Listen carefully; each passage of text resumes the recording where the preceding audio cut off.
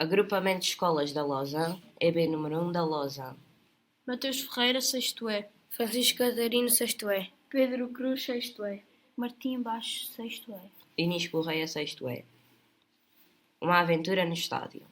A falta de outras pistas levou-os a abandonar a ideia de que iam ter uma aventura no estádio. Nem voltaram a falar nisso entre si. O Pedro, no entanto, mantinha-se convicto. Eu sei, presinto que aqueles homens tramavam qualquer coisa. Pensava muitas vezes. Mas como não tinha provas, guardava os pensamentos sem os comunicar. Alguns dias depois, o Chico apareceu na escola com um ar radiante. Tinham-lhe dado bilhetes para um jogo de futebol importante da temporada. Convidou o Pedro e o João, que aceitaram logo. Ainda tenho mais 2. Quem é que havemos de convidar? As gêmeas. Propôs o João.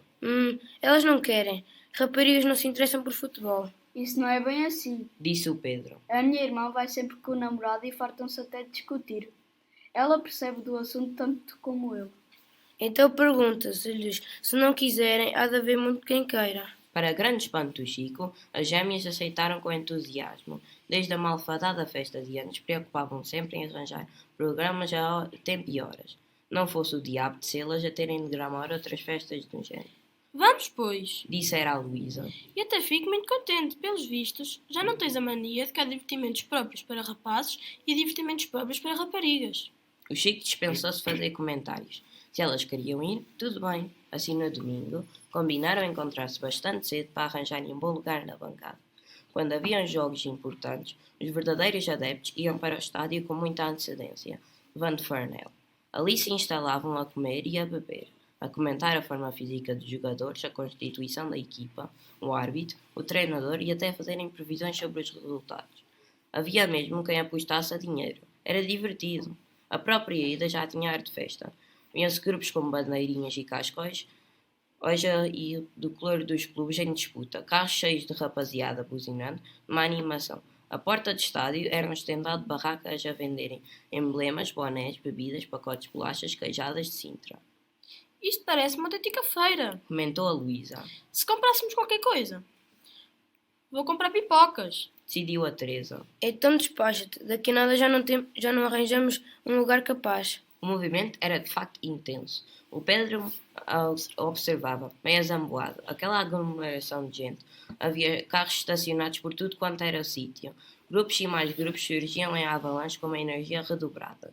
Quer as gêmeas quisessem, quer não, a maioria eram mesmo homens. Mas havia também mulheres, e não se podiam dizer que revelassem menos entusiasmo.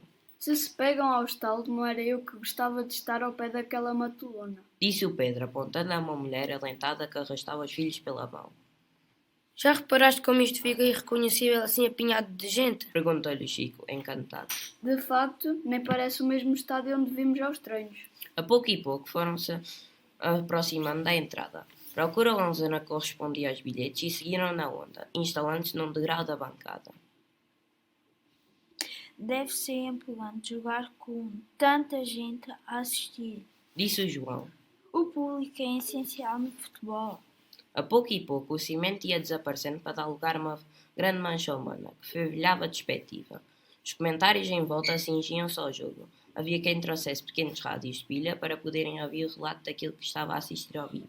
Era a maneira de não perder pitada. Sempre quero ver como é que se porta o guarda-redes. Cá para mim é um franguista. Dizia um senhor. Eu estou interessado é no Anastácio. O treinador enche a boca a dizer que ele é o fenómeno da temporada.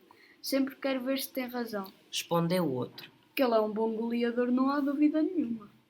E entrega bem a bola. Anastácio, até já irrita estarem sempre a falar dele. Comentou um adepto bem alto do outro clube. Chega para esse fenómeno. Nós temos quem? As gêmeas olharam naquela direção, divertidíssimas. Daqui a nada temos molho. Disse o Chico, em voz baixa. E ainda nem começou o jogo. Vai ser um jogo em peras. Exclamou o Pedro. Se calhar ainda nós divertimos mais com as reações do público. A Luísa não deixava ter certa razão. Logo que os jogadores entraram no campo, foi um delírio. Palmas, gaitinhas a apitar, buzinas e, sobretudo, as bandeirinhas de duas cores distintas acenando furiosamente. Eu. Gritavam todos a uma só voz. As equipas saudaram o seu público, houve os cumprimentos da praxe e o árbitro atribuiu a moeda ao ar para decidir quem é que escolhia o campo. Pouco depois, ouviu-se o apito para o pontapé de saída. Os espectadores sentados perto do Chico estavam prestes a arrebentar de fúria. O famoso Anastácio não tinha alinhado. Uma coisa destas exige explicação. Parafustava um velho. Sim, os sócios têm direito de saber. Por que carga d'água é que não põem a jogar o melhor avançado do clube? Talvez o estejam a guardar para o segundo tempo.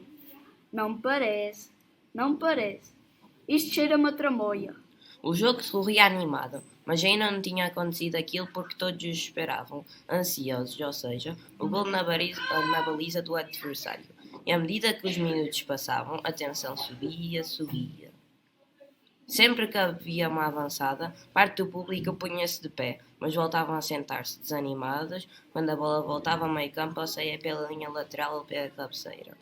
E até o intervalo foi sempre assim. A segunda parte, apesar de ser bem renhida, não trouxe novidades. Precioso Anastácio não apareceu e o resultado foi uma espécie de anticlimax. Empate, 0-0.